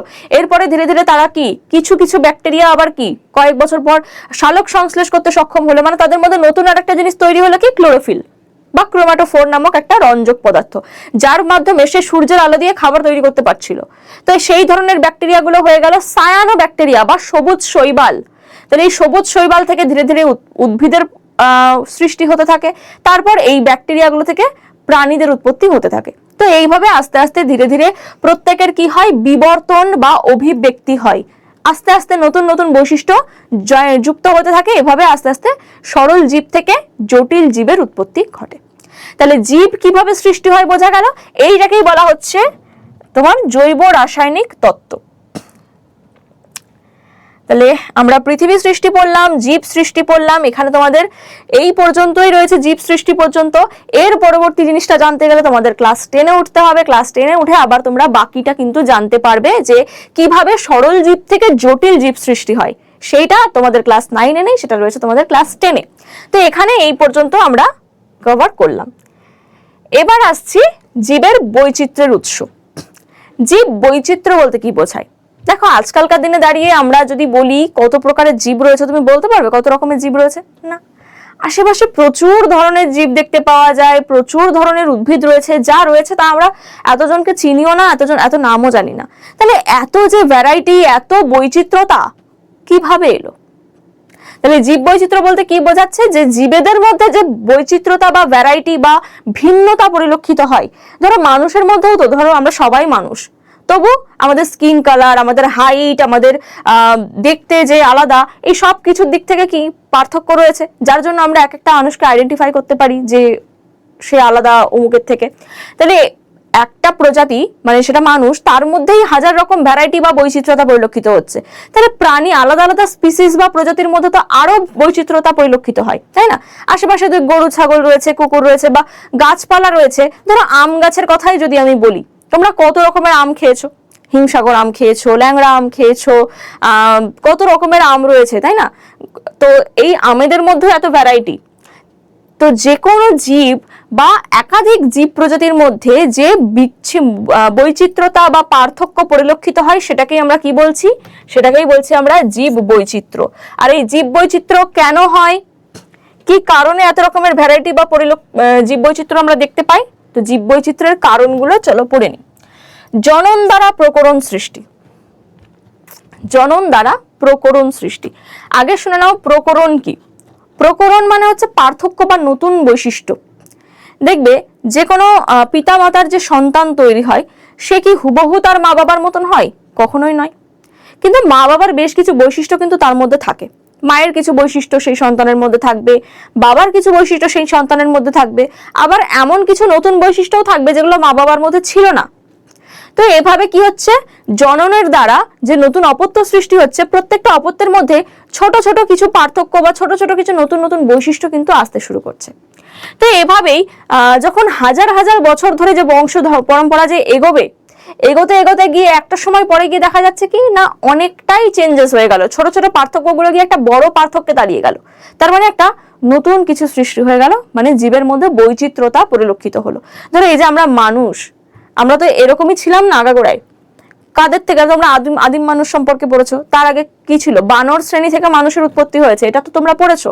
তাহলে এই বানর শ্রেণী, যাদের লেজ ছিল, গায়ে বড় বড় লোম ছিল, তাহলে সেখান থেকে আমাদের মতো মানুষ মানে আধুনিক মানুষ কিভাবে তৈরি হলো? এটাও কিন্তু বিবর্তনের মাধ্যমে তৈরি হয়েছে। তাদেরও যে জনন কার্য হতো, সেখান থেকে যে অপত্য সৃষ্টি হতো, সেখানে কি হতো যে বাবা মার থেকে যে ডিএনএ বা জিন আসতো না, কি পরিবর্তন হয় বলতো? অ্যাকচুয়ালি জিন পরিবর্তন হয়। আমাদের কোষের মধ্যে যে ডিএনএ থাকে সেই ডিএনএ পরিবর্তন হয়। তো মায়ের মধ্যে যে ডিএনএ গুলো ছিল এবং বাবার মধ্যে যে ডিএনএ গুলো ছিল, তো মায়ের থেকে অর্ধেক ডিএনএ আসে সন্তানের মধ্যে, বাবার থেকে অর্ধেক ডিএনএ আসে। তো এই ডিএনএ যে সন্তানের মধ্যে এসে মা বাবার ডিএনএটা মিক্সড হয়ে গেল। মিক্সড হয়ে সেখানে নতুন কিছু বৈশিষ্ট্য দেখা যায়। ঠিক আছে, এবার সেই সন্তানের মধ্যে তার যখন সন্তান হচ্ছে, সেখানেও সেই ডিএনএ গুলো আবার কিছুটা না কিছুটা পরিবর্তিত হলো। এইভাবে পরিবর্তিত হয়ে তার মধ্যে আবার কিছু নতুন বৈশিষ্ট্য দেখা গেল। বোঝা গেছে? তো এইভাবে জননের মাধ্যমে কিন্তু কি হচ্ছে, ছোট ছোট পার্থক্য বা প্রকরণ সৃষ্টি হচ্ছে। আচ্ছা, নেক্সট পরিব্যক্তি বা মিউটেশন। মিউটেশন কি? মিউটেশন হচ্ছে তোমার এই যে ছোট ছোট পরিবর্তনগুলো একটা সময় পরে গিয়ে যে বড় পরিবর্তনে গিয়ে দাঁড়িয়ে যাচ্ছে, এটাকেই বলা হচ্ছে মিউটেশন বা রিকম্বিনেশনও বলা যায়। তাহলে এই যে বানর শ্রেণী থেকে মানুষের উৎপত্তি হয়েছে, দেখো কি কমপ্লিটলি নেই? লেজ বা যেটাকে কক্সিস বলা হয়, এই কক্সিস কিন্তু আজকাল আধুনিক মানুষের মধ্যে নেই, এটা কমপ্লিটলি বিলুপ্ত হয়ে গেছে। তাহলে এটা কিন্তু এক প্রকার মিউটেশন হয়েছে বলেই এটা অ্যাকচুয়ালি বাদ হয়ে গেছে, একটা নতুন বৈশিষ্ট্য চলে এসছে। আচ্ছা, প্রকরণ কি? প্রকরণ তো বললাম ওই যে ভেদ বা প্রকরণ, প্রত্যেকটা জীবের মধ্যে যে পার্থক্য পরিলক্ষিত হয় সেটা কার জন্য হচ্ছে? জননের জন্য হচ্ছে। জননের জন্য কি হচ্ছে, ধরো মায়ের কোষ, এটা ধরো বাবার কোষ, এখানে ধরো এই ডিএনএটা প্রেজেন্ট ছিল, ঠিক আছে, আর মায়ের মধ্যে এই ডিএনএটা প্রেজেন্ট ছিল। যদি আমি এদের সন্তানের কথা বলি, এদের সন্তানের মধ্যে কি আসবে? মায়ের থেকে এই ডিএনএটার অর্ধেকটা আসবে,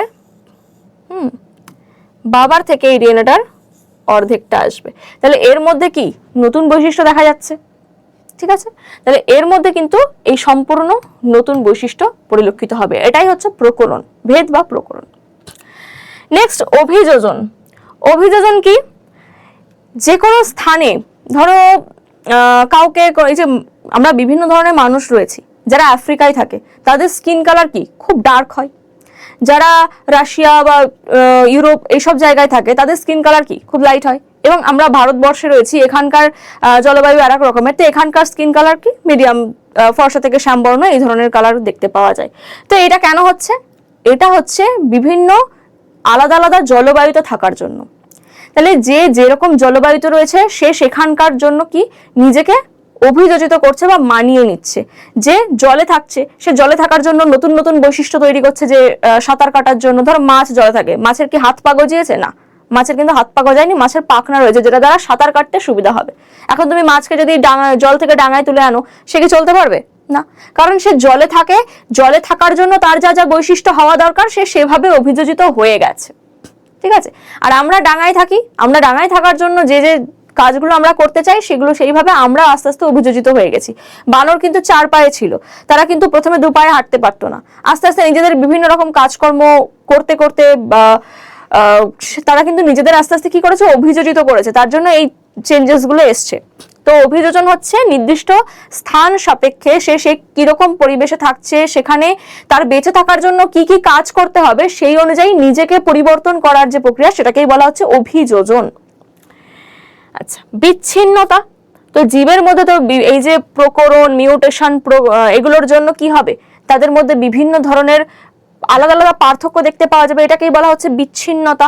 আর প্রাকৃতিক নির্বাচন, যে যে পরিবেশে রয়েছে সেই পরিবেশে যদি সে ঠিকঠাক ভাবে অভিযোজিত হতে না পারে, সে যদি সেই পরিবেশে নিজেকে মানিয়ে নিতে না পারে, তাহলে আস্তে আস্তে তাদের অস্তিত্ব কিন্তু আর থাকবে না, তাদের অস্তিত্ব বিলুপ্ত হয়ে যাবে। আর যারা প্রকৃতিতে নিজেকে মানিয়ে নিতে পারবে সেটাকে বলা হচ্ছে কি প্রাকৃতিক নির্বাচন, মানে প্রকৃতি দ্বারা তারা নির্বাচিত হয়ে গেছে। তো এই সমস্ত কাজের জন্য কি হচ্ছে, জীবের বৈচিত্র্যতা বা জীবের মধ্যে এই যে এত রকমের ভ্যারাইটি বা ডিফারেন্স, এগুলো কিন্তু পরিলক্ষিত হচ্ছে। চলো নেক্সট দেখে নিই একটু জীববিদ্যা সম্পর্কে, মানে আমরা যেটা পড়তে চলেছি ক্লাস 9-এ, তোমাদের এই যে একদম বেসিক জায়গা থেকে যেটা আজকে বলছি, এর উপর বেস করেই কিন্তু তোমাদের আগামী দিনে সমস্ত কিছু পড়তে হবে। তো এই জায়গাটা কিন্তু প্রত্যেকে স্ট্রং হওয়া দরকার। তোমাদের এটা এই পার্সপেক্টিভ থেকে পড়তে হবে যে আমরা এটা শেখার জন্য পড়ছি, কতটা পরীক্ষায় এখান থেকে আসবে সেটার জন্য নয়। কারণ এর পরে আগামীতে তোমরা ক্লাস 10, ক্লাস 11, 12 যখন পড়বে, সেই বায়োলজির যে স্ট্রং জায়গাটা সেটা কিন্তু এই চ্যাপ্টার থেকে স্টার্ট হচ্ছে। তোমরা বায়োলজি মানে জীববিদ্যা পড়বে, জীব সম্পর্কে না জানলে তো বাবা জীব পড়তে পারবে না, জীববিদ্যা সম্পর্কে। তো জীব সম্পর্কে, জীবের এক্সিস্টেন্স সম্পর্কে, জীব কিভাবে উৎপত্তি হলো, এই জায়গাটা কিন্তু প্রত্যেকের স্ট্রং থাকা দরকার। তাহলে জীববিদ্যা পড়তে গেলে আমাদের জীববিদ্যার যে প্রধান দুটো শাখা, একটা হচ্ছে উদ্ভিদ বিজ্ঞান যেটা বটনি, আর একটা হচ্ছে প্রাণী বিজ্ঞান বা জুলজি। এই দুটো হচ্ছে জীববিদ্যার প্রধান শাখা, যেখানে বিজ্ঞানের যে শাখায় উদ্ভিদ নিয়ে আলোচনা করা হয় সেটাকে বলছি আমরা উদ্ভিদ বিজ্ঞান। বিজ্ঞানের যে শাখায়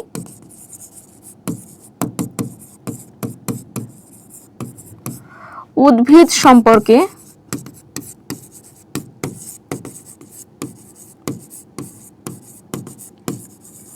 আলোচনা করা হয় তাকে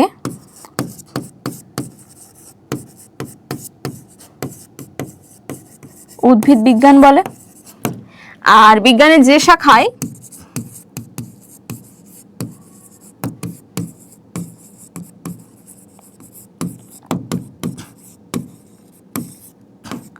প্রাণী সম্পর্কে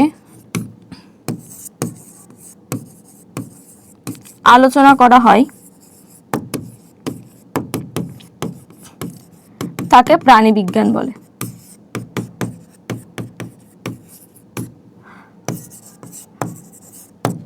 ঠিক আছে, এই দুটো গেল জীববিদ্যার প্রধান দুটো শাখা।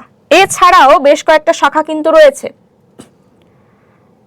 এক মিনিট, এটা বোধহয় এক্সট্রা।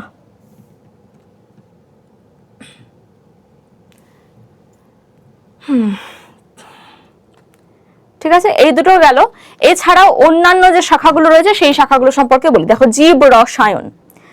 জীব রসায়ন মানে কি? কেমিস্ট্রি নাম শুনেছো? রসায়ন বিদ্যা, যেখানে বিভিন্ন ধরনের তোমার রাসায়নিক বস্তু নিয়ে আলোচনা করা হয়।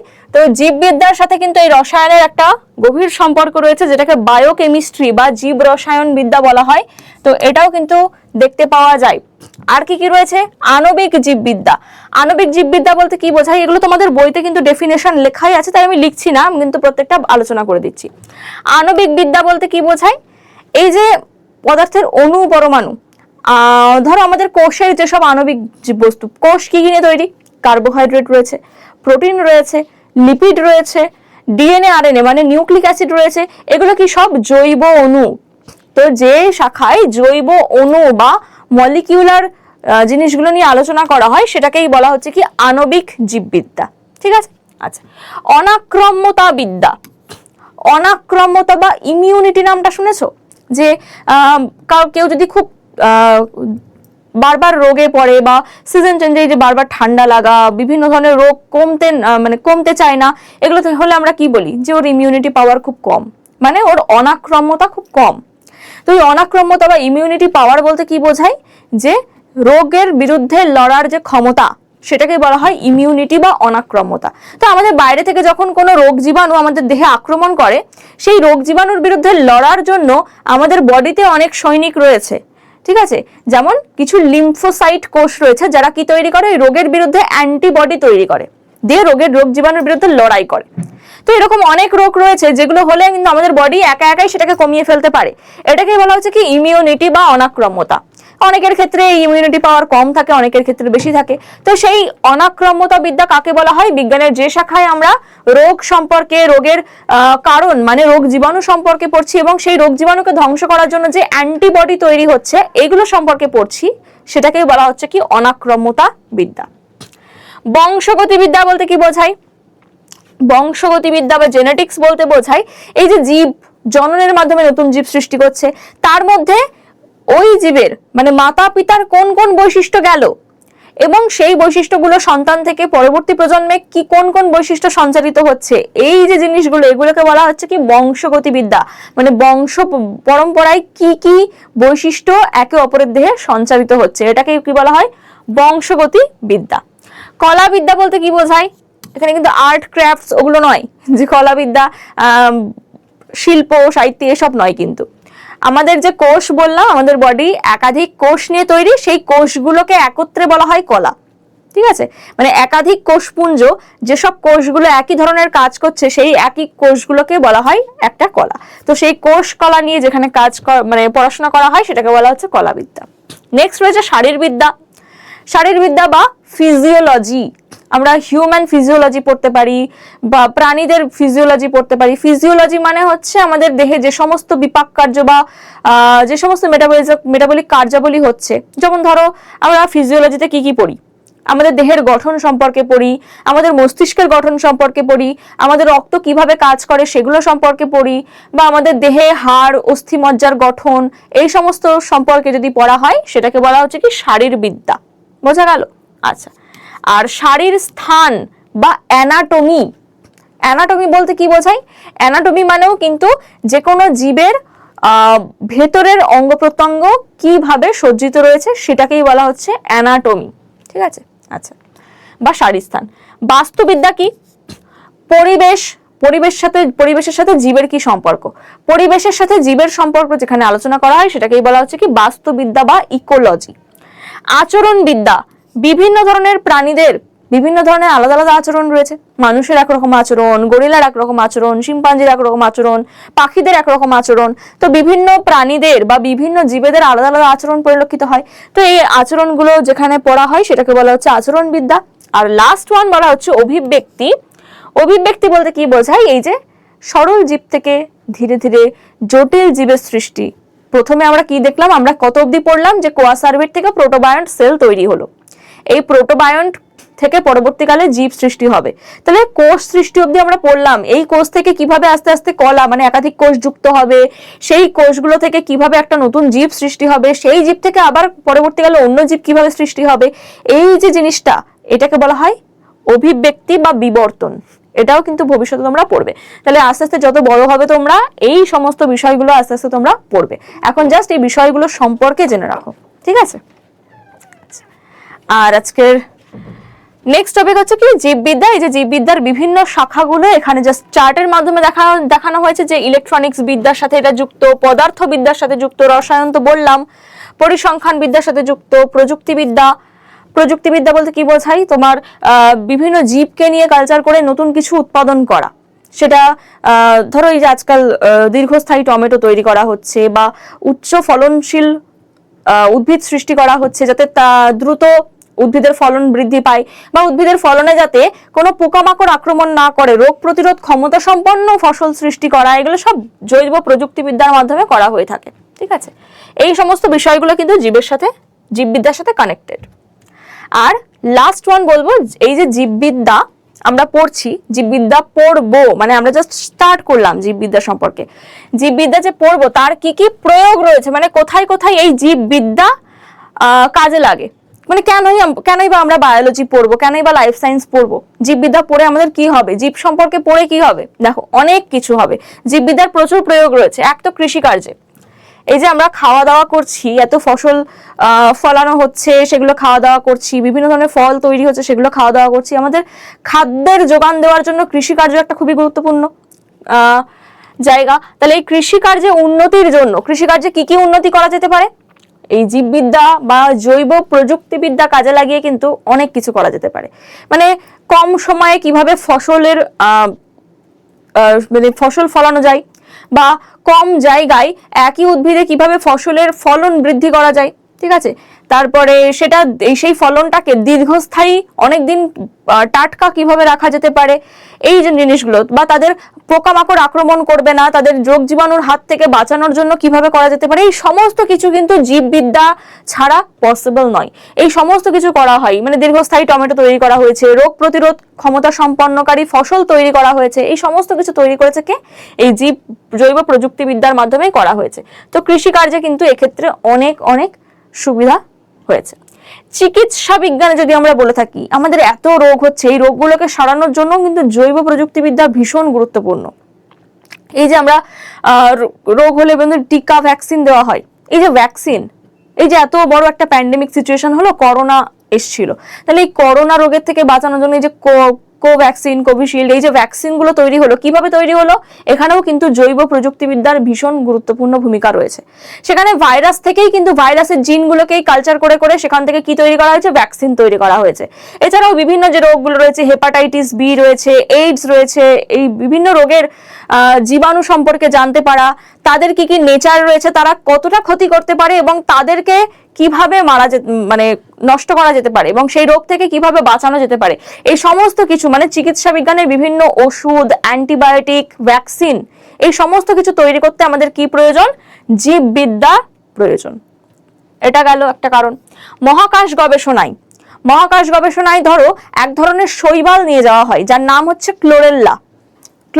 ক্লোরেল্লা নামক একটা এককোষী শৈবাল, যেটাকে নিয়ে যাওয়া হচ্ছে। এটার মধ্যে তো ভরপুর পরিমাণে প্রোটিন রয়েছে, যেটাকে এককোষী প্রোটিন বলা হয়, যেটা খাদ্যের যোগান দেয়। এছাড়াও এই যে স্পেস বা মহাকাশে যে কার্বন ডাই অক্সাইড তৈরি হচ্ছে, তাদের শ্বসনের জন্য কার্বন ডাই অক্সাইড তো তৈরি হবে, তো তারা অক্সিজেন পাবে কোথায়? স্পেসে। অক্সিজেন নেই, তো এই ক্লোরেল্লা এরা কি করতে পারে? সালোক সংশ্লেষ প্রক্রিয়ায় প্রচুর পরিমাণে অক্সিজেন তৈরি করে আর কার্বন ডাই অক্সাইডকে অ্যাবজর্ব করে নেয়। তো ওখানে কিন্তু এই মহাকাশ গবেষণায় এটা হেল্প করছে যে অক্সিজেনের যোগান দিচ্ছে, এটা একটা কাজ। এছাড়াও অন্যান্য অনেক ভূমিকা রয়েছে। তো অন্যান্য কি কি ভূমিকা রয়েছে? আচ্ছা, এছাড়াও জনস্বাস্থ্য রক্ষায়, শিক্ষা ব্যবস্থায় যে বিভিন্ন রকম টেকনোলজি, এই সমস্ত কিছু, এবং জনবিস্ফোরণ প্রতিরোধ, সমুদ্রের যে তেলের খনি বা তৈল সন্ধানে, বিভিন্ন জায়গায় যে আকরিক, লোহা, এই সমস্ত খনিজ পদার্থ, এগুলো সন্ধানে, সব জায়গায় কিন্তু এই বায়োটেকনোলজি বা জীববিদ্যার ভূমিকা কিন্তু খুবই গুরুত্বপূর্ণ। বোঝা গেল? তো এই প্রয়োগগুলো কোথায় কোথায় ইউজ হচ্ছে, কি কি প্রয়োগ তৈরি হচ্ছে, সেগুলো একবার জাস্ট দেখে রাখবে। ঠিক আছে? তো আজকে আমরা কি কি নিয়ে আলোচনা করলাম? মূলত জীব কি, মানে জীবন থাকলে জীবনের কি কি বেসিক প্রপার্টিজ দেখতে পাওয়া যায়। আচ্ছা, তাহলে জীব ও জড়ের পার্থক্য কি কি সেটা দেখলাম। পৃথিবী কিভাবে সৃষ্টি হলো এবং এই পৃথিবীতে কিভাবে প্রাণের উৎপত্তি হলো, মানে জৈব রাসায়নিক তত্ত্ব আমরা পড়লাম। এরপর প্রথম কোষ তৈরি হলো কি? প্রোটোবায়ন্ট, মানে কোয়াসার্ভেট, মাইক্রোস্ফিয়ার, তারপরে প্রোটোবায়ন্ট। এই পর্যন্ত আমরা পড়েছি, কারণ এই পর্যন্তই তোমাদের সিলেবাস রয়েছে। আচ্ছা, এরপর দেখছি কি? জীব বৈচিত্র্য, যে একাধিক জীবের মধ্যে বিভিন্ন ধরনের পার্থক্য কিভাবে দেখতে পাওয়া যায়, তার কারণ কি, এই জীব বৈচিত্র্যের কারণগুলো খুবই গুরুত্বপূর্ণ, এবং জীববিদ্যার যে বিভিন্ন শাখা আর তার প্রয়োগ। এই পর্যন্ত কিন্তু আজকে আমরা কমপ্লিট করলাম। এরপরে যেদিন রয়েছে সেটা হচ্ছে এই চ্যাপ্টারেরই আর একটা পার্ট, যেটা হচ্ছে ট্যাক্সোনমি, যেখানে আমরা উদ্ভিদ এবং প্রাণী, বেশ কিছু উদ্ভিদ এবং প্রাণী জগৎ সম্পর্কে কিন্তু পড়বো, তাদের শ্রেণী বিভাগ পড়বো। তো আশা করি আজকের যে ক্লাসটা তোমাদের খুবই ভালো লেগেছে। যদি তোমাদের ভালো লেগে থাকে বা তোমরা যদি সহজেই বুঝতে পারো, তাহলে অবশ্যই লাইক করবে ক্লাসটাকে, আর অবশ্যই কমেন্ট করে জানাবে যে তোমাদের কতটা সুবিধা হয়েছে, এবং যদি কোনো অসুবিধা হয়ে থাকে সেটাও তোমরা বলতে পারো। তোমাদের কোনো ডাউটস বা কোয়ারিজ থাকলে সেটাও কিন্তু তোমরা বলতে পারো। তো যারা যারা দেখেছো প্রত্যেককে থ্যাংক ইউ। বন্ধুদের সাথে ক্লাসটা অবশ্যই শেয়ার করে দেবে, আর যারা যারা নতুন তাদের প্রত্যেককে বলবো তোমরা চ্যানেলটাকে সাবস্ক্রাইব করে রাখো, কারণ এরপরে কিন্তু তোমাদের কন্টিনিউয়াসলি প্রত্যেকটা সাবজেক্টের ক্লাস কিন্তু আসতে থাকবে। লাইফ সায়েন্স তো আমি তোমাদের জন্য আছি, তোমাদের প্রত্যেকটা ক্লাস কিন্তু পরপর আসবে, তোমাদের ফুল সিলেবাস এখানে ইউটিউবে কমপ্লিটলি ফ্রিতে কভার করা হবে। তো প্রত্যেককে বলবো সাবস্ক্রাইব করে নাও চ্যানেলটা, বেল আইকন প্রেস করে দাও যাতে প্রত্যেকটা নোটিফিকেশন তোমরা ঠিকঠাক টাইমে পেয়ে যাও। থ্যাংক ইউ প্রত্যেককে, আবার দেখা হচ্ছে তোমাদের সাথে নেক্সট ক্লাসে।